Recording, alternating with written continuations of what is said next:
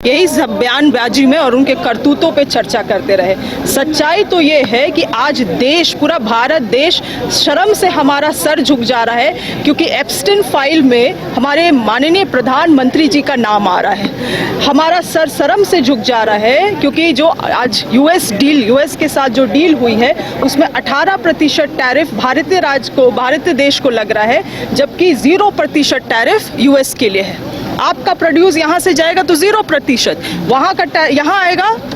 यहाँ का वहाँ जाएगा तो 18%, वहाँ का यहाँ आएगा 0%। और जो हम लोग हमेशा से किसानों को इतना सेंसिटिव मानते थे और किसानों के लिए हम लोग हमेशा कोई भी ट्रेड डील को बहुत सोच समझ के करते थे, बहुत रिस्ट्रिक्टेड रखते थे, आज उन सभी द्वारों को खोल दिया गया है। और अब यूएस के जितने भी एग्रीकल्चरलिस्ट प्रोडक्ट्स हैं, प्रोड्यूस हैं, मशीनरीज हैं, उन तमाम चीज़ों को यहाँ पे अब एंट्री मिल चुकी है। आप समझ जाइए कि आज के समय में भारत देश के किसान कितने मजबूत हैं और किस हद तक यूएस के मार्केट के प्रोडक्ट के साथ compete कर सकते हैं। आने वाले समय में इन चीज़ों का इतना प्रभाव पड़ने वाला है इस देश के रीढ़ में, और इन चीज़ों पे हम लोग चर्चा ना करें, यही कारण है कि ये लोग अपने बयानबाजी करते हैं। बयानबाजी तो इन जैसे नेताओं का कोई नई बात नहीं है। और कारण आज के दिन में क्या है, जब सच्चाई सामने आया है, चाहे वो चाइना का इन्वेजन इंडिया में हो, चाहे वो यूएस जैसे ट्रेड डील्स के बारे में हो,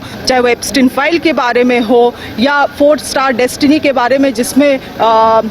माननीय राहुल गांधी जी बोलना चाह रहे थे, उन तमाम चीज़ों में हो, तब तक ये लोग बयानबाजी करके मीडिया का ध्यान, अभी आप देखिएगा ना, जितना भी मेन स्ट्रीम मीडिया में चले जाइएगा, केवल इसी बात में सांसद ने क्या कहा उसी में केवल चर्चा कराएंगे। ये इन चीज़ों से ध्यान भटकाने के लिए है, मगर आज के समय में देश दुनिया देख रही है, जान रही है, और मुझे तो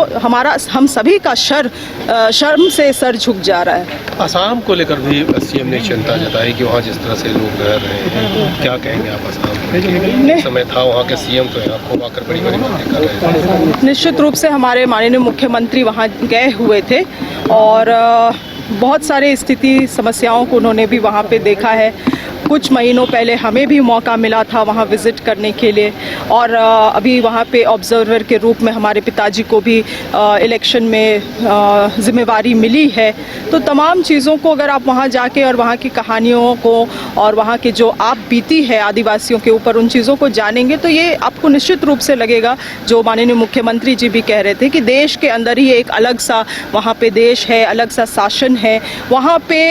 दबे कुचले और नीचे स्तर के लोगों का सुनने के लिए और उनको न्याय देने के लिए कोई नहीं है, और आपको वो साफ एक अंतर जो है समाज में दिखाई देता है। तो काफ़ी चिंताजनक है असम जैसे राज्य में, क्योंकि एक वो बहुत ही महत्वपूर्ण राज्य है हमारा, जो पूर्ववर्ती राज्य हैं, नॉर्थ ईस्टर्न जितने भी स्टेट्स हैं, उनके साथ एक ब्रिज का काम करता है असम, और हमेशा से काफ़ी सेंसिटिव भी रहा है। यूपीए की सरकार भी हम लोगों ने हमेशा बहुत सेंसिटिव रूप से कोई भी सिचुएशंस को वहाँ पे हैंडल किया है, मगर आज के समय में आप देखिएगा तो स्थिति बहुत ही दयनीय है, और वहाँ की जनता भी एक बदलाव चाहती है, और निश्चित रूप से